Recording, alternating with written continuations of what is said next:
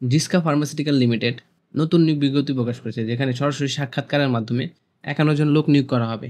চলুন দেখে নেওয়া যাক কোন কোন পদে কতজন লোক নিয়োগ করা হবে, কিভাবে আবেদন করবেন।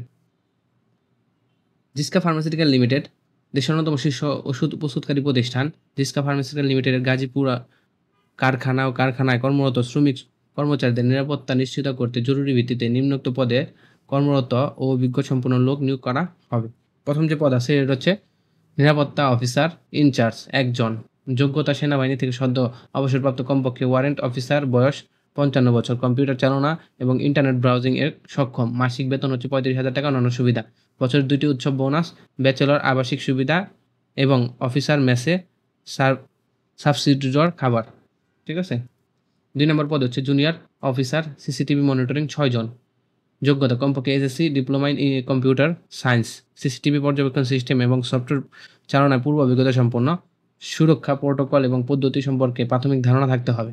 নিরাপত্তা টিমের সাথে রাতে বা অফিসিয়াল ছুটির দিন কাজ করার মানসিকতা থাকতে হবে। মাসিক বেতন 20,000 টাকা, অন্যান্য সুবিধা বছরে 2টি উৎসব বোনাস, প্রভিডেন্ট বোনাস ইত্যাদি।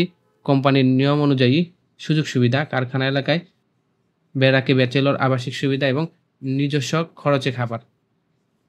3 নম্বর পদ হচ্ছে নিরাপত্তা প্রহরী সুপারভাইজার, 4 জন।